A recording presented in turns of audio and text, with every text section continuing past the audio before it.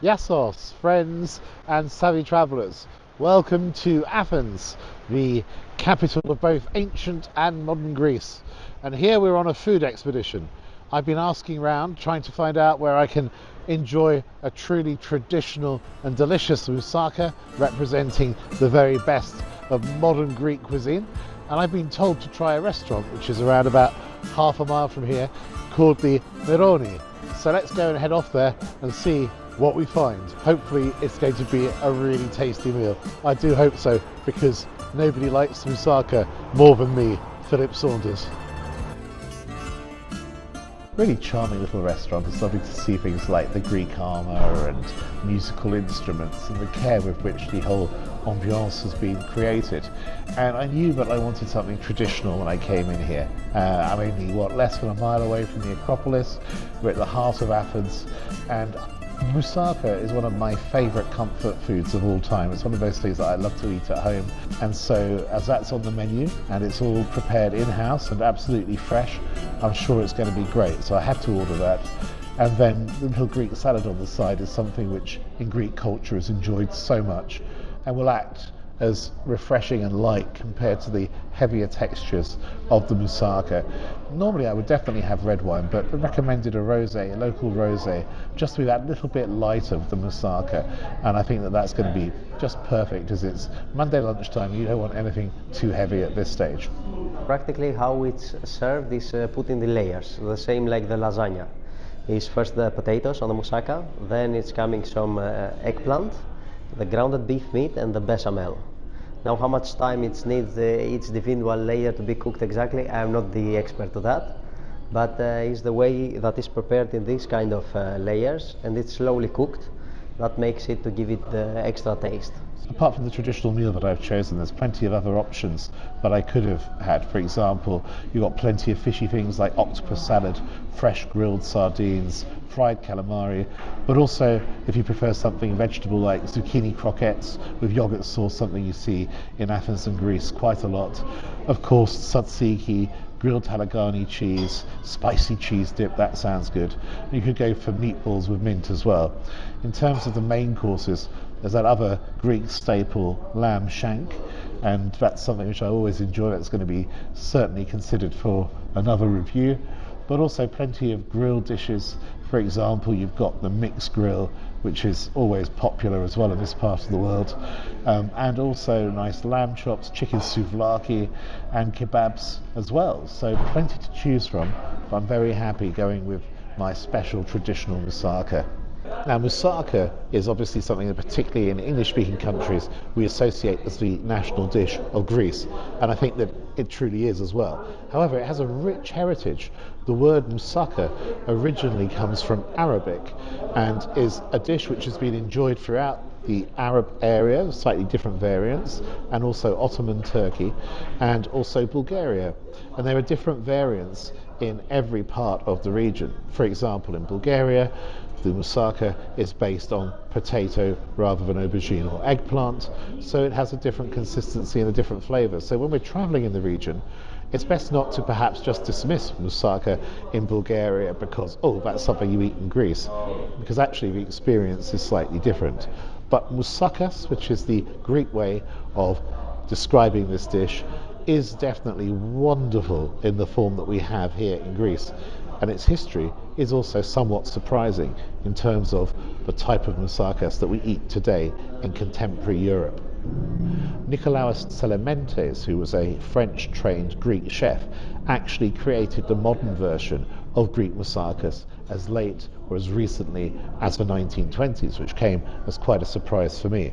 His recipe is based very simply on 3 layers, all of which are separately cooked before being combined for the final baking. The bottom layer is normally sliced eggplant, sautéed in olive oil. The middle layer, ground lamb, lightly cooked, lightly sautéed with chopped or pureed tomatoes, and there can be herbs and spices as well. And then the top layer is a bechamel sauce or savoury custard. And for me, always delicious. And it's one of those meals which, to me, if you let it cool down and then reheat the next day, sometimes tastes even better. How crazy is that? But this version dates back to the 1920s.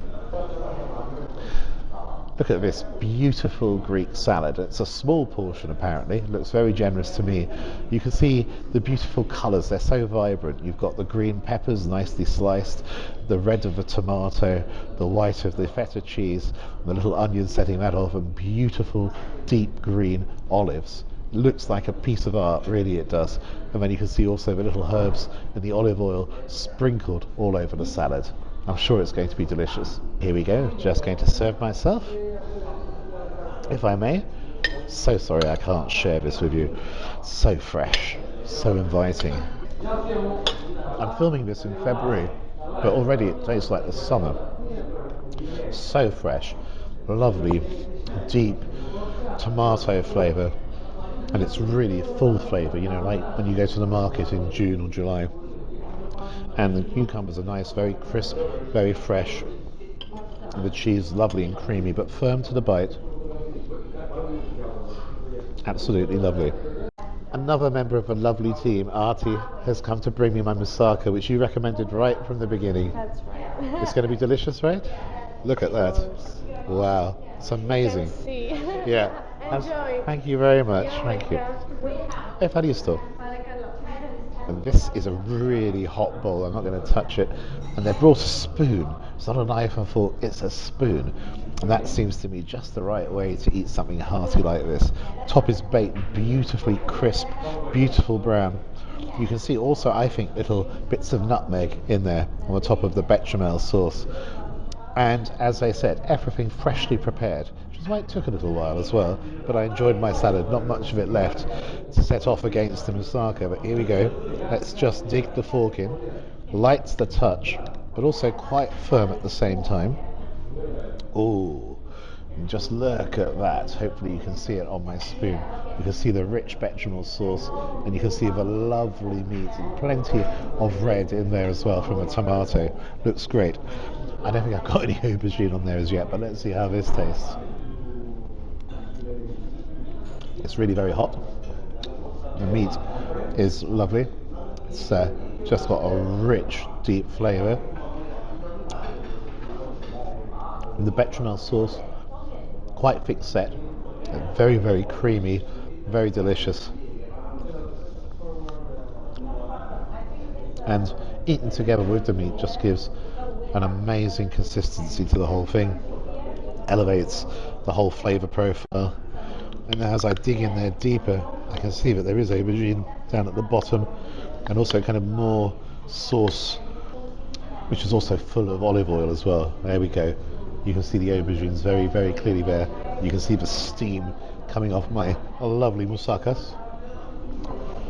Just cool it down a bit. That's lovely. The eggplant as well, it's beautifully soft, kind of mishmashes in with the meat. And even after a couple of spoonfuls, it feels just like the perfect, cozy comfort food. And you're already filling up reasonably quickly. But my word, this is really the way that moussakas was imagined. I think Nicolaus, the great chef of the 1920s, would be very, very pleased with this approximation, with this version of his modern day Greek culinary wonder. Ooh, I'm really going to enjoy this. It's too good to share. I'm so pleased this is good. I was hoping so. You know, the worst thing that could happen is turn up in a Greek restaurant and the moussakas is no good. But this is top quality in a really charming restaurant full of character. And of course I almost forgot, the meal would not be complete without tasting the rosé wine. It's a simple wine, but it's really dry, very crisp and tremendously fruity. Goes very nicely with the moussakas. And remember now, it doesn't always have to be a red wine. There's no reason why you can't have a little bit of rosé with your moussaka. Apart from the aubergine at the bottom, there's also thick pieces of potato in there as well. And it's really, it's got that feeling that, you know, it's made by your mum or your grandmum. It's just one of those tremendous family meals, I think, as well. Cheers to everybody at home, or more appropriately, as we're in Greece, let's say it in Greek, Yemas. This is a surprise. Yes. Wow, This amazing. one is on house. It's a small piece of panna cotta. Panna cotta. Homemade, yes. Homemade. With caramel syrup on top. Caramel syrup on top, and that's on the house. That's really nice. That's very kind. Also, this one over here, we call it mastika. Mastika. Yes. Well, that's lovely. Typical hospitality in Greece and Athens, and incredibly kind. Look at that. Homemade panna cotta. Everything here is homemade, and the caramel looks great. Let's just try that. That's nice.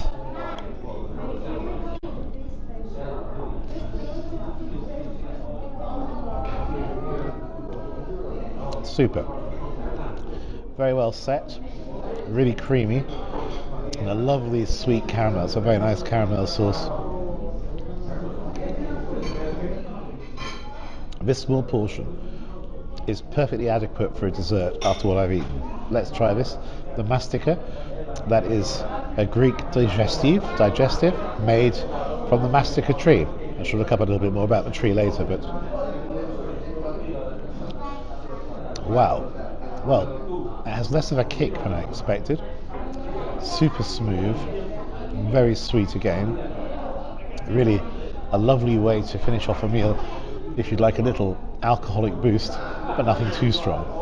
Well, there goes my lack of knowledge. The mastika tree is known as the mastic tree in English.